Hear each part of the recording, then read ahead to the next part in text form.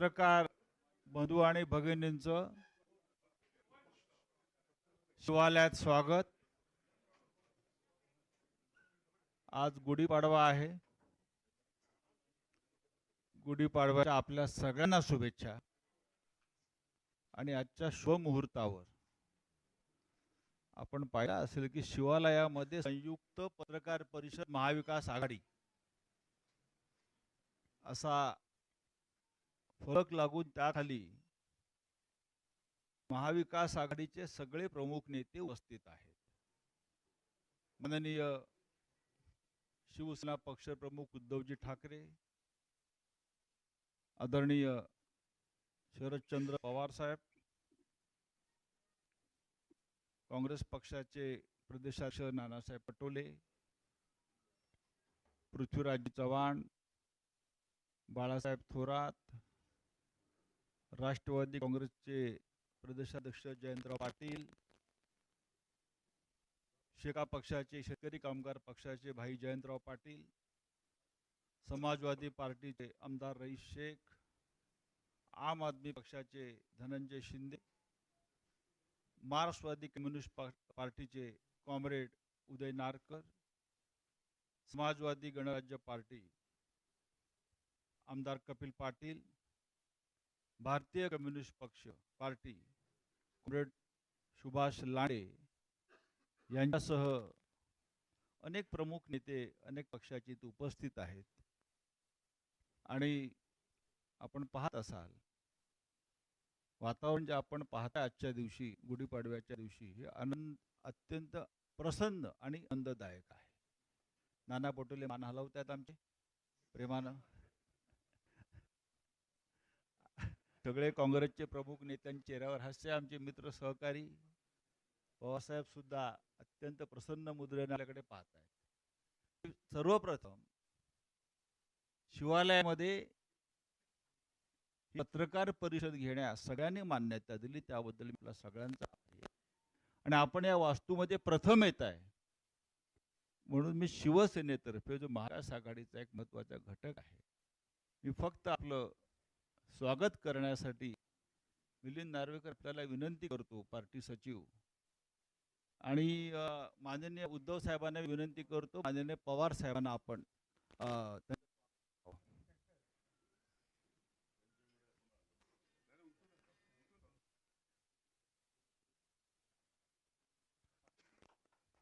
माननीय मी उद्धवजींना विनंती करतो, नाना पटोले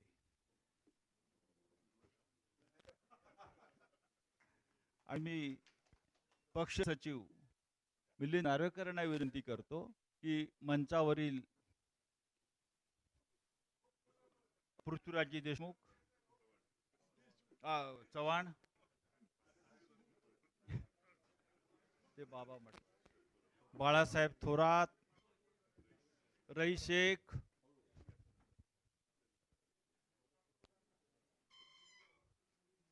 श्री रईस शेख इथे आहेत पहा, हे करतो शेका पक्षाचे कॉम्रेड जय पाटील,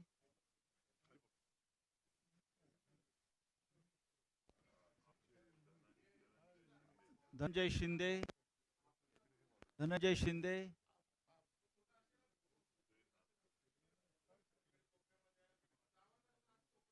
उदय नारकर, कॉम्रेड ढवळे, आमदार कपिल पाटील इथे, कॉम्रेड सुभाष लांडे,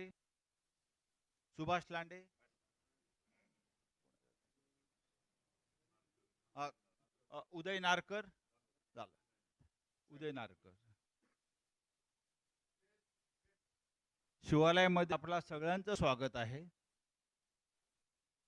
ज्या वास्तूमधून निर्णय घेतले जातात ते महाराष्ट्राच्या आणि देशाच्या हिताचेच असतात आणि या वास्तूतून यश मिळत असतं, आमचा अनुभव आहे। आपण सगळे इथे आल्याबद्दल मी आभारी आहे। पण आता ज्यासाठी आपण सगळे जमलेले आहात त्या विषयावर प्रास्ताविक करण्याची जबाबदारी मी माननीय जयंतराव पाटील यांच्याकडे सोपवतो.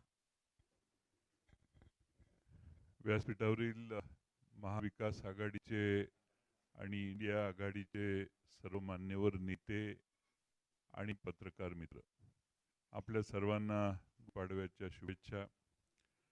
गेले अनेक महिने अनेक बैठकांमध्ये महाराष्ट्रातली महाविकास आघाडी आमच्या सर्व मित्र पक्षांच्या बरोबर चर्चा करत होती. देशात इंडिया आघाडीच्या काही बैठका झाल्या, त्यातूनही महाराष्ट्रातला हा अलायन्स व्हावा याबद्दल 2-3 वेळा चर्चा इंडिया आघाडीत दिल्लीच्या स्तरावर झाली. आमच्या बैठका होत असताना आपण सर्वांना बऱ्याच मोठ्या अशा बैठकांना उपस्थित थांबावं लागलं. बराच काळ तुम्ही देखील आमच्या या आघाडीच्या बैठकांना जणू काही उपस्थित होता, असंच जवळपास 3-3, 4-4, 5-5 तास आपण आमच्या बैठकीच्या बाहेर तिष्ठत राहिलात. आपणही मोठं कार्य केलं. आज मला सांगायला आनंद होतोय की गुढीपाडव्याच्या शुभमुहूर्तावर महाराष्ट्रातल्या जनतेच्या मनातली ही इंडिया आघाडी आणि महाविकास आघाडी ही आज विजयाची मुहूर्तमेढ करते.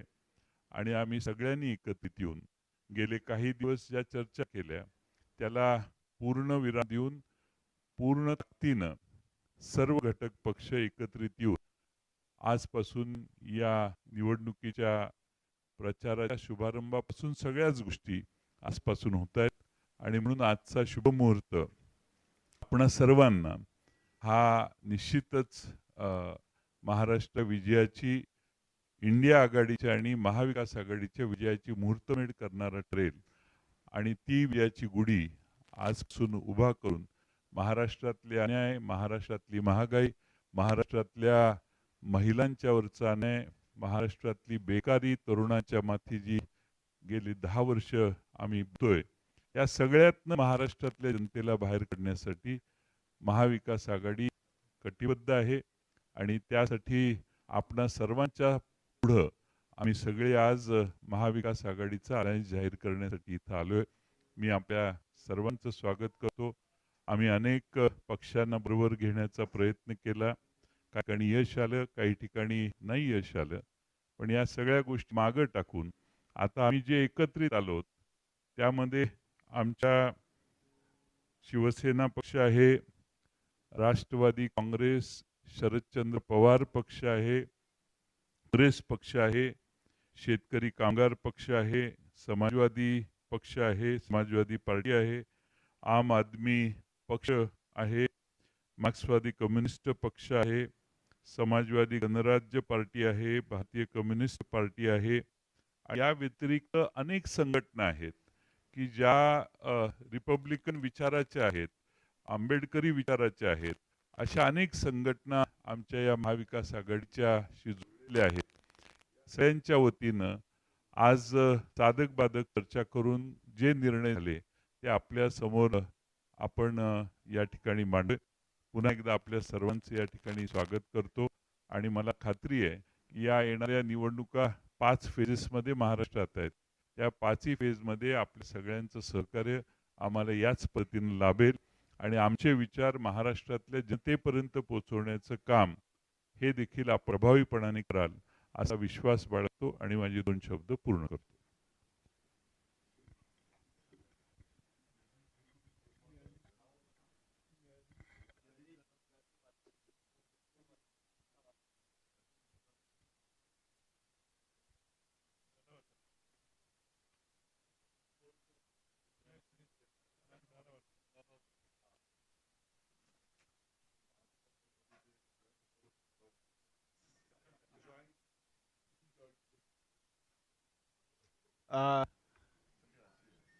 येतोय मी, नाही आपण सत नाही. आज आपण ज्यासाठी आलेला तो आपल्या मनातला मुख्य प्रश्न आहे, जागा वाटप कसं झालंय किंवा आपण किती जागा कुठे लढताय. खरं म्हणजे ही जबाबदारी आम्ही नानाभाऊ पटोले यांच्यावर दिली होती. नानासाहेब, तुम्ही आपलं जे जागा वाटप आहे ते जाहीर करा. त्यांचं म्हणणं आहे की ते जबाबदारी त्यांनी इकडे पटापट वाचतो. नाही मी करतो ना, नंतर प्रश्नोत्तर होऊ ना.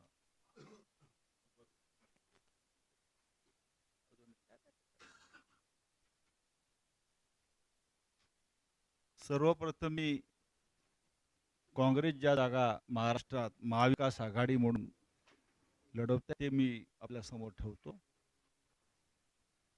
नंदुरबार या काँग्रेसच्या जागा मी नंदुरबार, धुळे,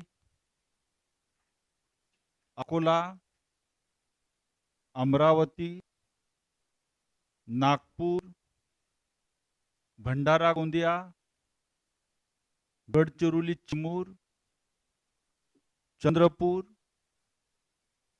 नांदेड, जालना, मुंबई नॉर्थ सेंट्रल, उत्तर मध्य, जिथे अनेक वर्ष प्रिया दत्त निवडणुका लढत आहेत तो म्हणजे तुमच्या माहितीसाठी सुनील दत्त होते. पुणे, लातूर, सोलापूर, कोल्हापूर, रामटेक आणि नॉर्थ मुंबई, उत्तर मुंबई या 17 जागांवर काँग्रेस लढेल. आता राष्ट्रवादी काँग्रेसची यादी साधारण अशी आहे.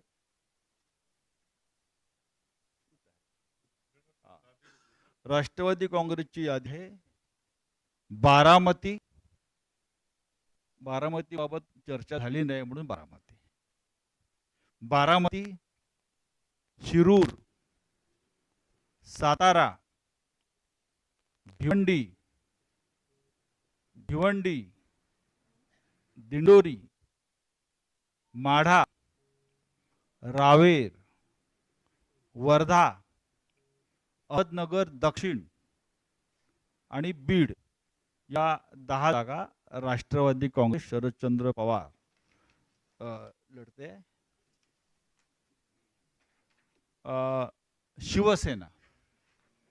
शिवसेनेच्या जागा अशा आहेत साधारण: जळगाव, परभणी, नाशिक, पालघर, कल्याण, Thane, Raigad, Maval, Dharashiv, Ratnagiri, Buldhana, Hatkanangale, Sambhajinagar, Shirdi, Sangli, Hingoli, Yavatmal, Washim, Mumbai north,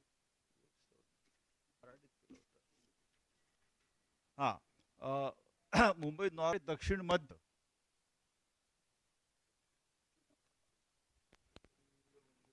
Mumbai north west उत्तर पश्चिम, मुंबई नॉर्थ वेस्ट उत्तर पश्चिम इथे अमोल कीर्तिकर आपले लढणार. नॉर्थ वेस्ट, मुंबई दक्षिण मध्य म्हणजे मुंबई साऊथ सेंट्रल, नंतर मुंबई दक्षिण, मुंबई साऊथ या साधारण 21 जागा शिवसेना लढते. आणि मुंबई ईशान्य या 21 जागा शिवसेना लढते. साधारण शिवसेना 21 जागा लढते. शिवसेना 21, काँग्रेस पक्ष 17 आणि राष्ट्रवादी काँग्रेस पक्ष 10 जागांवर लढते. आणि अत्यंत या जागांचं वाटप हे अत्यंत खेळीमेळीने सहजरित्या झालेलं आहे.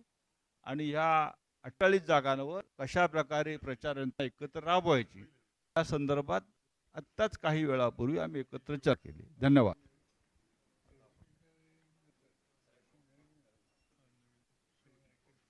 मी माननीय शरद पवार साहेबांना विनंती करतो,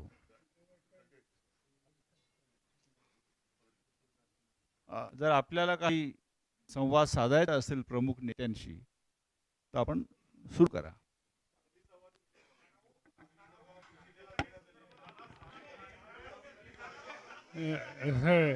एक एक एक एक एक एक एक या ठिकाणी तिन्ही पक्षांच्या वतीनं कोणते मतदारसंघ त्यांच्याकडे सुपूर्द केले आणि निर्णय राहणार आहेत याचं वाचन तुमच्या पुढे केलं. 48 जागा आहेत, यापैकी एकाही जागेवर आता मतभेद किंवा मतभिन्नता नाही. तोच एक वाटत आहे. त्यामुळे ते चांगली असेल किंवा आणखीन काय असेल याचं जे वाचन केलं त्या सगळ्याचा निर्णय एक वर्षाने झालेला आहे.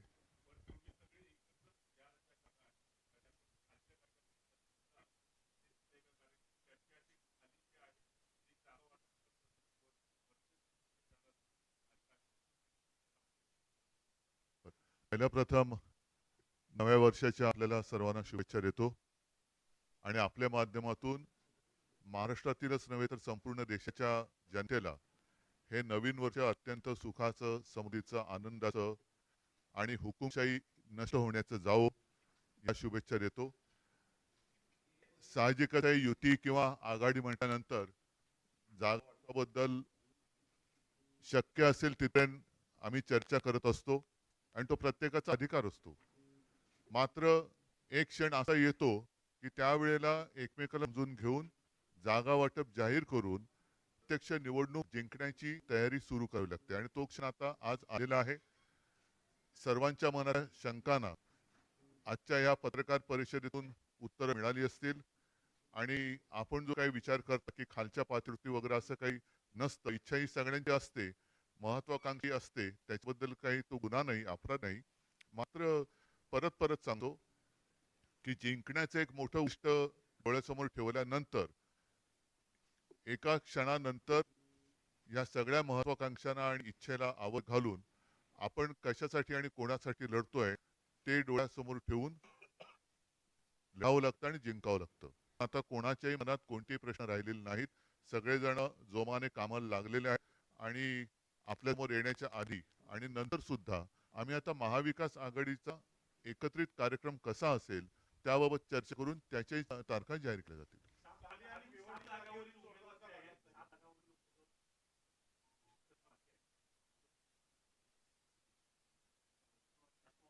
आता आता शिवसेना ज्या 21 जागा लढते त्या 21 मी उमेदवार जाहीर केलेले आहेत. काँग्रेस आणि राष्ट्रवादी त्यांना त्यावेळेला वाटेल 1-2 दिवसात ते जाहीर करतील.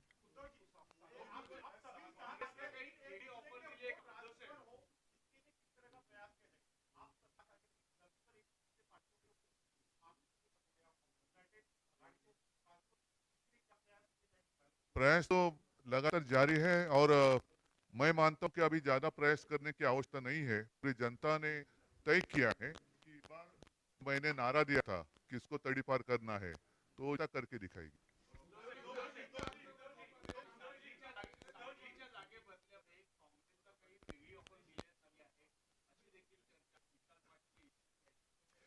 आम्ही जेवढं ठरलं एवढं तुमच्या समोर सांगितलेलं आहे, कारण लपून ठेवण्यासारखं काहीच नाहीये.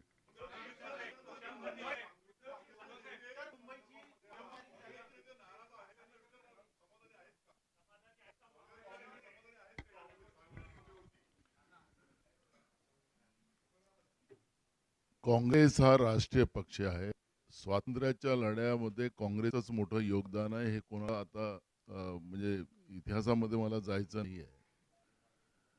आमचे नेते राहुलजी आणि आमचे नेत्या सोनियाजींना या तानाशाह सरकारने केंद्रातल्या काय ट्रीटमेंट दिलं हे सगळे काँग्रेसचे कार्यकर्ते आणि देशाची जनता या सगळ्या ट्रीटमेंटला समजून आहे, या अपमानाला समजून आहे. सोनियाजींची तब्येत चांगली नसताना सुद्धा त्यांना त्या ईडीच्या ऑफिसमध्ये तास बसवून ठेवलेला आहे. हा देशातला काँग्रेसचा कार्यकर्ता आणि देशातली जनता विसर नाही आहे. आणि म्हणून या तानाशाह प्रवृत्तीच्या विरोधात जी काही काँग्रेसने सुरू केलेली आहे त्याच्यामध्ये जे आमचं इंडिया आघाडी आहे, आमचं राज्यामध्ये महाविकास आघाडी आहे, जागावाटपाचा हा तिढा जो आहे आज आम्ही आज संपुष्टात आणलेला आहे. मोठं मन करून आमच्याही कार्यकर्त्यांनी देशामध्ये भाजपचं सरकार आणि नरेंद्र मोदीचं सरकार हे सत्तेतून बाहेर काढण्याच्या दृष्टिकोनातला एक प्रयत्न आम्ही सुरू केलेला आहे. आणि महाविकास आघाडी म्हणून महाराष्ट्रातून भाजपचं पानिप करणं, त्याला सत्तेच्या बाहेर काढणं आणि राज्याच्या जनतेला, कारण की आज राज्यातलं जे सरकार आहे भ्रष्टाचारी सरकार आहे, केंद्रातलं सरकार हे भ्रष्टाचारी सरकार आहे. झुटो या सरदार असं व्याख्या दिली तर आजकाल चंद्रपूरमध्येही आपण पाहिलं की म्हणजे पुन्हा म्हणजे काँग्रेसने जो जाहीरनामा सामाजिक न्यायाचा दिला त्याला मुस्लिम लीगशी जोडतात आहेत. तर यांची पातळी किती खाली गेली हे आपल्याला पाहायला मिळते आहे. जनगणना हा या देशातल्या प्रत्येक बहुजनांचा, शोषित पीडितांचा तो अधिकार आहे. राहुल गांधीजींनी ती भूमिका मांडली, यांच्या पोटात दुखायला त्याला मुस्लिम लीगशी जोडायचं कारण मुस्लिम लीगने या देशाला तोडलं, फाळणी केली. त्यांचा जो एक अजून आहे हिंदू महासभा, त्यांनी पण या देशाच्या या व्यवस्थेमध्ये फाळणीमध्ये त्याचं मोठं योगदान आहे. मुस्लिम लीगचा उल्लेख करण्याच्या मागचा यांचा उद्देश काय? या राज्यामध्ये आणि या देशामध्ये सामान्याची भूमिका नसली पाहिजे ही भाजप मानसिकता आहे. ते काल नरेंद्र मोदींच्या देशाच्या प्रधानमंत्र्यांच्या वक्तव्यातून स्पष्ट झालेलं आहे. त्याच्यामुळे काँग्रेस या महाविकास आघाडीमध्ये जे सांगली भिवंडी आपल्या जागेचा उल्लेख आपण करताय, आमचे सगळे कार्यकर्ते एकजुटीनं महाविकास आघाडीच्या उमेदवाराला जिंकून आणण्यासाठी पूर्ण प्रयत्न करतात. आपण जे काही प्रश्न विचारताय की मतं एकमेकाला जातील का, बिलकुल जाणार. कारण की राष्ट्रवादी आणि शिवसेना हे जे ओरिजिनल पक्ष आहेत त्यांचे दोन्ही नेते आमच्या जवळ बसलेले आहेत. नरेंद्र मोदी सांगतात की हा नक्की शिवसेना आहे. बाळासाहेब ठाकरेंच्या निर्माण केलेला हा जो शिवसेना आहे त्याच शिवसेनेला नकली शिवसेना माणसं आणि केंद्रीय तपास यंत्रणेचा दुरुपयोग करून, सत्तेचा दुरुपयोग करून शिवसेनेला जे तोडलं गेलं, राष्ट्रवादीला तोडलं गेलं, एक राष्ट्रवादीचे कार्यकर्ते किंवा शिवसेनेचे ओरिजिनल कार्यकर्ते हे विसरणार नाहीये. त्यामुळे मत ट्रान्सफरचा हा जो प्रश्न तुम्ही उपस्थित केला हे कुठलाही नाही. तिन्ही पक्षाचे कार्यकर्ते आणि खाली नेते हे जॉली ही लढाई लढतील आणि महाराष्ट्रामध्ये आमच्या महाविकास आघाडीचे सगळे उमेदवार जिंकून येतील अशी परिस्थिती आहे. आज पहिल्या फेजमध्ये ज्या 5 लोकसभेच्या निवडणुका होतात त्या 5ही महाविकास आघाडी म्हणून आम्ही जिंकणार अशी परिस्थिती आज विदर्भामध्ये आहे. 30 लाट पूर्ण महाराष्ट्रामध्ये आपल्याला पाहायला मिळते. लोकांनी निवडणूक हातात घेतलेली आहे, जनतेने निवडणूक हातात घेतली आहे. काल तर तिथं पैसे देऊन लोक आणली चंद्रपूरला. लोक नरेंद्र मोदींचं भाषण सुरू झालं, लोक उठून चालली होती. ठीक आहे, कॅमेरे तिकडे फिरत नाही तो भाग वेगळा आहे. पण मी तुम्हाला सांगतो की कालची जी परिस्थिती पाहिली आणि मोदींचं जे रटाळ भाषण जे आहे, कायम काँग्रेसला शिवा देणं, मुस्लिमांना शिवा देणं, भाजनाची वृत्ती ठेवणं, जनतेला काय देणार तुम्ही? महाराष्ट्रामध्ये सगळ्यात जास्त शेतकऱ्यांच्या आत्महत्या होत्या, त्याच्यावर का नाही बोललेत? महागाईवर का नाही बोललेत? बेरोजगारी का नाही बोललेत? गरिबांबद्दल का नाही बोललेत? ते प्रश्न त्यांचा विषय नाही. आज देशाच्या प्रधानमंत्र्यांकडून जे काही अपेक्षा होत्या त्या सगळ्या भंग झालेल्या आहेत. आणि यांचे उमेदवार नरेंद्र मोदींसाठी मत मागतात. कशासाठी? नरेंद्र यांची सगळे संपलं याचं काम, ते नरेंद्र मोदीला मत करा असं भाषण राज्याचे नेते आणि त्यांचे उमेदवार करतात आहेत. जसं अल्लाह के नाम से दे दे बाबा असं वाला जे आहे ना मंत्र, तसं परिस्थिती चाललेली आहे. नरेंद्र मोदींसाठी कशाला त्यांना मत कशाला लोक करतील? महाराष्ट्रात शेतकरी सुखी नाही, बेरोजगार सुखी नाही, गरीब नाही, कोणी सुखी नाही. कशाला नरेंद्र मोदीला लोक मत मारतील? त्यामुळे जी परिस्थिती भाजपची झालेली आहे आणि खरं तर आम्हाला आमचं संविधान आणि लोकशाही आमच्यासाठी महत्वाची आहे. त्यासाठी ही लढाई आहे. आणि महाराष्ट्रामध्ये आज जी परिस्थिती आहे लोकांनी ते मानस केलेलं आहे. मतविभाजनाचे राजकारण जे बीजेपी करते आहे त्यालाही यावेळेस पूर्णविराम लागणार आहे. हे तुम्हाला निकालाच्या निर्णयामध्ये पाहायला मिळणार.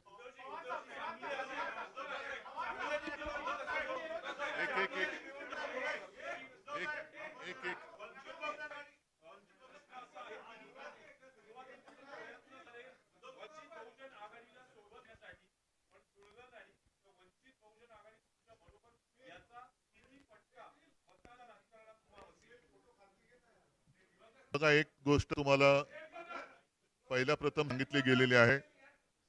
मला वाटतं जयंतराव आप बोललात की ही महाविकास आघाडी जास्तीत जास्त व्यापक कशी होईल त्या दृष्टीने आम्ही आठवट प्रयत्न केले आणि मला खरंच या सर्व आमच्या सहकार्यांना धन्यवाद द्यायचे आहेत.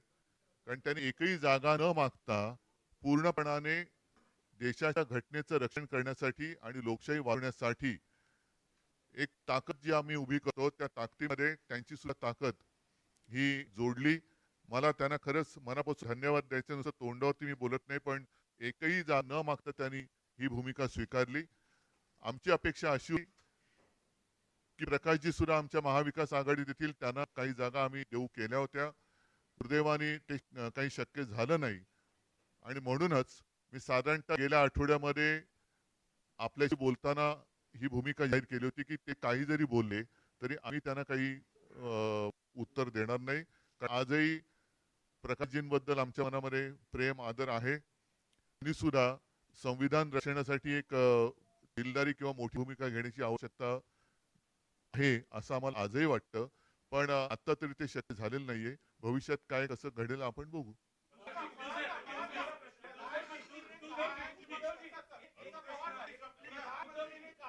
बरं एक एक एक एक एक मिनिट एक झालं का मग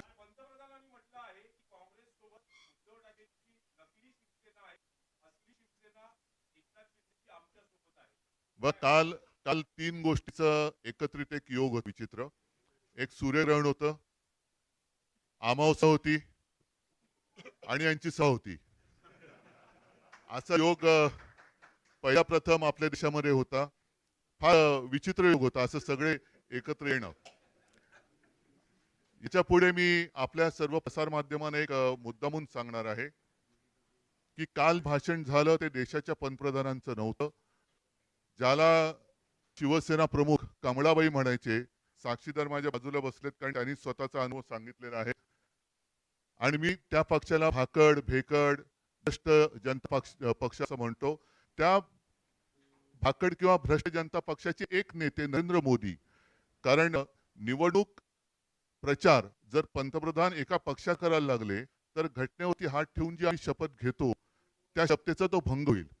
आणि म्हणूनच मला वाटतं की कालचं त्यांचं जे भाषण हे भाकड जनता पक्षा एका नेत्याचं होतं, कारण ते अध्यक्ष सुद्धा त्या पक्षाचे नाही आहेत. आम्ही यापुढे जे त्यांना उत्तर देऊ, कृपा करून माननीय पंतप्रधानांना उत्तर दिले असं कोणी समजू नये. देशाच्या पंतप्रधानांचा अपमान आमच्याकडनं कदापि होणं शक्य नाही. आमचे राजकीय जे विरोधक आहेत त्याच्यामध्ये हा भेकड जनता पक्ष आहे. भेकड मी एवढ्यासाठी म्हटलं की शासकीय यंत्रणेचा दुरुपयोग करून हे देशभक्त पक्षांना सतवत आहेत, त्यांच्यावर खाडी टाकतायत, अटका करतायत, धक्या देत आहेत. यांच्या ताकद नाही म्हणून मी यांना भेकड म्हटलं.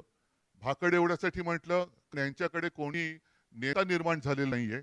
आदर्श अशोकरावांचा वेगळा, पण त्या व्यतिरिक्त विचारांचा आदर्श हे देऊ शकले नाहीयेत. आणि भ्रष्ट एवढ्यासाठी म्हणतो की संपूर्ण देशातले भ्रष्ट ते तुका मिळवावा आणि भाजपा पक्ष वाढवावा असं त्यांचं धोरण आहे. एनडीए पूर्वी एक ताकदवान एक आघाडी होती, आता हा ठिगळ्यांचा पक्ष झालेला आहे. ठिगळं जोडून ते एनडीए करत. नकली सेनेबद्दल म्हणाल तर ज्या वेळेला माननीय हिंदू हृदय सम्राट शिवसेना प्रमुखांनी शिवसेनेची स्थापना केली तेव्हा कदाचित मोदीजी हिमालयात असतील, मला नक्की कल्पना नाही. आणि आता त्यांनी येऊन म्हणजे महाराष्ट्राच्या बाहेरच्या माणसांनी येऊन महाराष्ट्रातल्या जनतेला असली सेना आणि नकली सेना म्हणायचं हे कहर जा. ह्यांचा पक्ष हा खंडणीखोर पक्ष आहे. आता जे निवडणूक रोख्यांचा जो विषय सगळीकडे आलेला आहे, चंदा दो आणि धंदा लो, आणि काही ठिकाणी धाडी टाकून निवडणूक रोखे हे कसे जोर जबरदस्तीने, म्हणजे पूर्वी मुंबईमध्ये एक असं वातावरण होतं की मारुती 1000 ही गाडी नव्याने आली होती. मारुती 1000 गाडी घेतल्याबरोबर कोणत्या तरी भाईचा फोन जायचा आणि त्याच्याकडनं खंडणी उकळली जायची. तशी खंडणी गोळा करणारे हे एक केंद्र झालेलं आहे. आणि या खंडणीखोर पक्षाचे हे नेते काल येऊन शिवसेनेला नकली ठेवून गेले. त्यांना मला सांगायचे की कृपा करून तुमचा सगळा जो काही इतिहासाचा अभ्यास आहे तो तपासून बघा. 2019 साली तुमच्याच पक्षाचे तत्कालीन अध्यक्ष अमित शहा हे शिवसेना प्रमुखांच्या फोटोसमोर लोटांगण घालायला मातोश्रीत आले होते. तेव्हा सुद्धा मीच होतो. आमची हीच शिवसेना होती. आणि तुम्हाला आता तो सगळा विसर पडलेला जरी असला तरी महाराष्ट्रात जनतेला तो विसर पडलेला नाही. मला असं वाटतं की खंडणीखोर पक्षाच्या एका नेत्यांनी शिवसेनेला हिणवणं बरोबर नाहीये. कारण यांना शिवसेना गुजरातला पळवायची होती, ती मी पळू दिली नाही. म्हणून त्यांच्यासोबत जो चायनीज माल बस आहे त्याच्यातच त्यांचं ते एक सुख मानतायत. तर त्यांचं सुख त्यांना लख लाभो.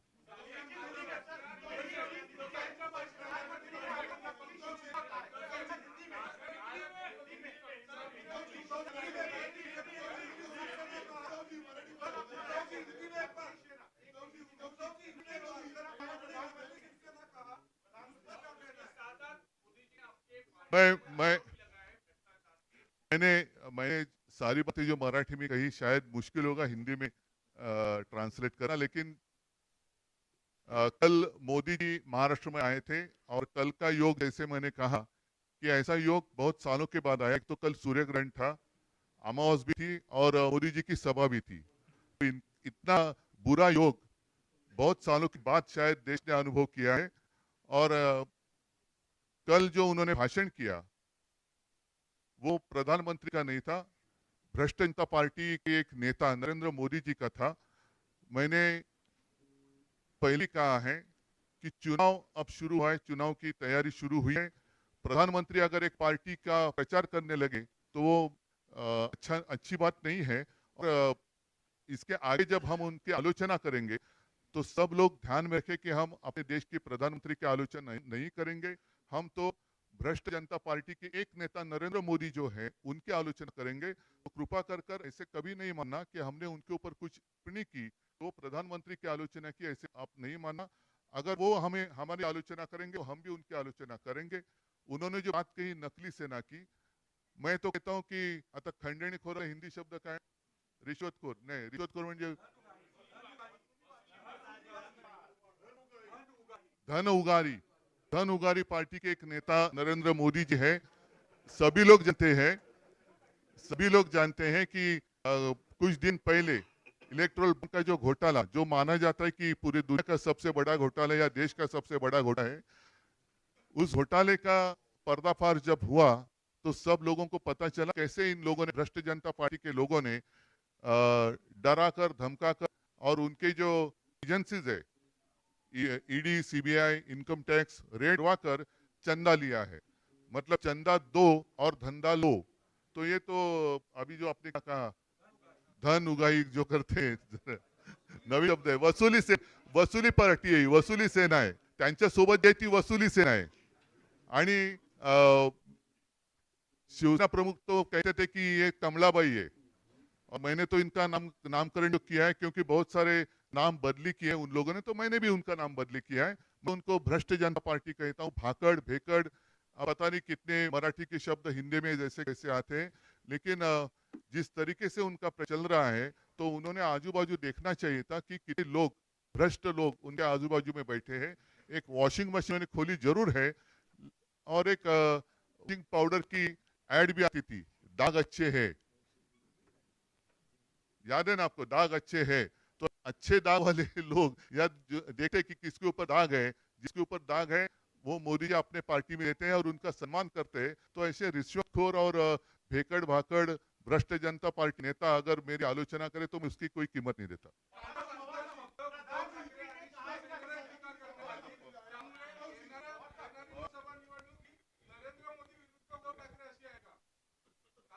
अरे पण त्यांना पहिले पॉसिबल विचारलं ना.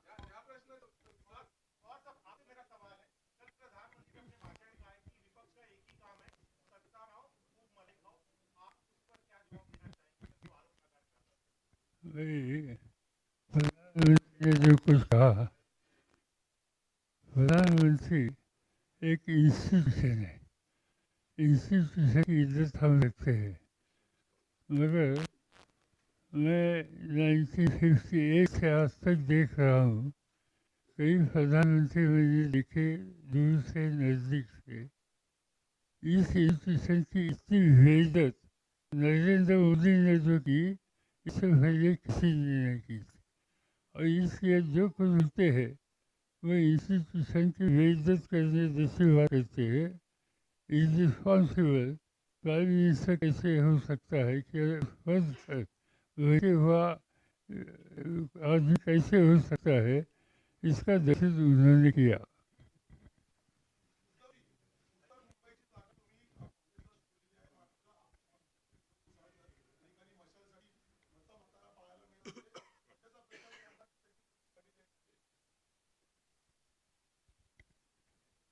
हे खरं आहे की विनोद घोसाळकर यांनी प्रचार सुरू केला होता, पण विनोद घोसाळकर हे आमचे कट्टर शिवसैनिक आहेत. साहजिकच आहे, मध्ये जी जागा वाटपची चर्चा सुरू होती त्यामध्ये उत्तर मुंबई काँग्रेसने लढावी का शिवसेनेने लढावी याच्याबद्दल आमच्या चर्चा सुरू होती. दिवसामागून दिवस पुढे चालले होते, म्हणून एक तयारी असायला पाहिजे म्हणून मी तयारी नक्की सुरू केली होती. मात्र आज ही जागा आम्ही काँग्रेसला सोडल्यानंतर माझा तमाम जो तिथला शिवसैनिक आहे विनोद घोसाळकर सह ते महाविकास आघाडीचा उमेदवार निवडून आणण्याचे नक्की प्रयत्न करणार. आता आता ज्या वेळेला आम्ही यादी जाहीर करतो ते व्यवस्थित समजुतीनेच जाहीर करतो. त्याच्यामुळे आता त्याच्यावरती आता चर्चा थांबलेली आहे. आता प्रचाराला सुरुवात झालेली आहे. मला असं वाटतं आणखीन काही प्रश्न असतील वेगळे तर जरा.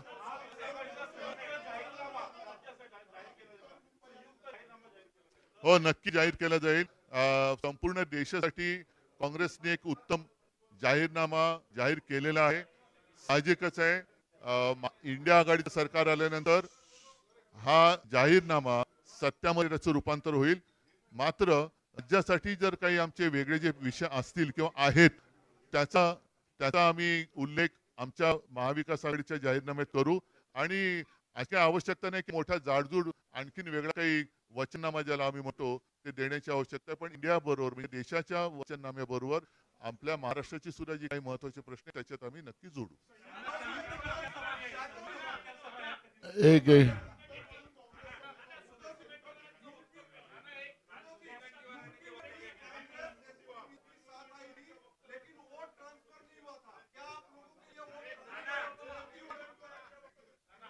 एक मिनट, शांत शांत।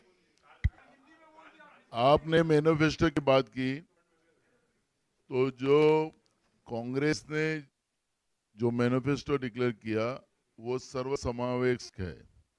जैसे वो जो ने कहा कि जो भी राज्य के कोई मुद्दे हो उसको आवश्यकता के आधार पर हम भी जॉइंटली यहाँ पर ये करेंगे। उसमें आशा वर्कर हो, आंगनवाड़ी वर्कर हो या मध्याह्न भोजन पकाने वाली महिला हो, सबको दुगनी आय उसमें करके देने की बात हुई है। 1 लाख रुपए जो गरीब महिला है उसको हर साल में देने का एक निर्णय किया है। जो देश में इन लोगों ने बेरोजगारी के लिए बेरोजगार का देश बनाया है उसमें 30 लाख जो अभी नौकरियां बाकी है उसको केंद्र सरकार की वो तुरंत भरी जाएगी। और जो बच्चों को नौकरी नहीं मिल रही लेकिन उनको 8,500 रुपया स्टाइपेंड हर महीने में दिया जाएगा। और उनको उद्योगपति बनाने के लिए उनको 5,000 करोड़ रुपए का एक फंड जमा करके उन लोगों को नौकरी उनको उद्योगपति बनाने का एक कोशिश वहां पे की जाएंगी।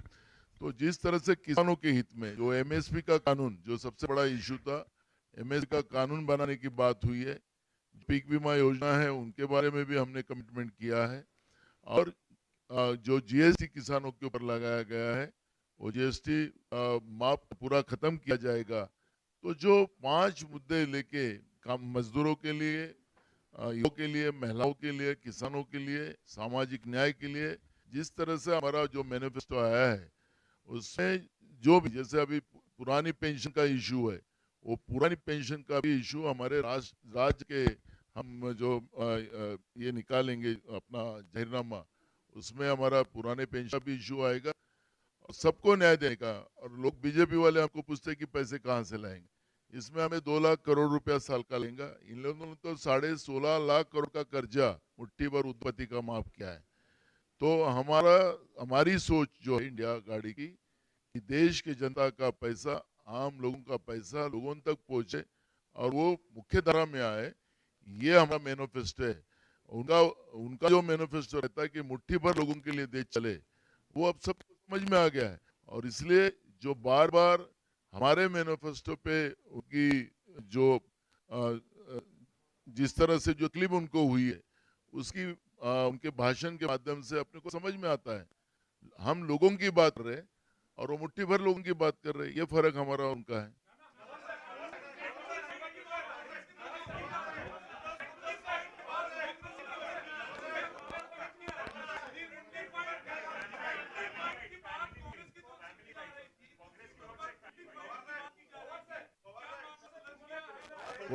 कौन सा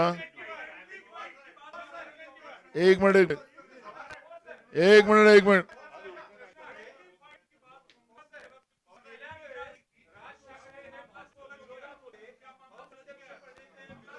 मैं समझा।